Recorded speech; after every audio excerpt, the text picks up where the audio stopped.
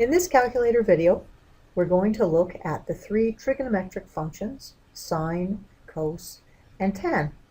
We use these keys to determine the trigonometric ratio for a right angle triangle when we know one of the acute angles of that triangle.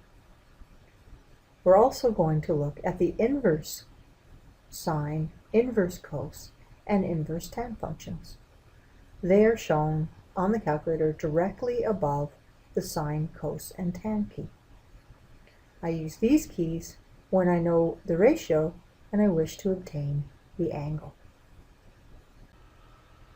Before we look at an example, it's important to point out the DRG, or degree radian key on your calculator.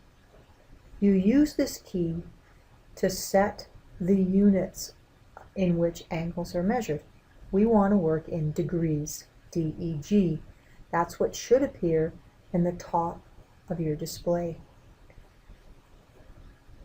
If I inadvertently hit the DRG key, you'll see what happens is the display changes to radians. If I hit that key again, the display changes to gradients. I don't want to work in radians or gradients as my unit of angle measure. I want to do all my calculations in degrees, so I need to make sure I'm in degrees before I begin using the trig keys on the calculator. So just watch out for that detail. So let's look at an example now. Suppose I have a right angle triangle. One of the acute angles is 38 degrees, and I want to know the sine function, opposite over hypotenuse. To determine that, I'm going to use the sine key on the calculator. I depress that and I'll immediately see in the display the sine function.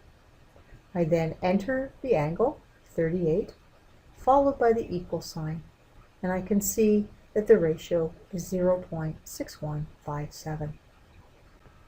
Now often I might have the situation where I know the lengths of two sides and I wish to obtain the angle. In that case, I need to use one of the inverse trig functions, and in this example we'll use the inverse sine. To use that, I depress the second function key, then the inverse sine key. And you see the inverse sine is on the display, that function appears. Then enter the ratio, 0.6157, followed by the equal sign, and that tells me that that ratio corresponds to an angle of 38 degrees.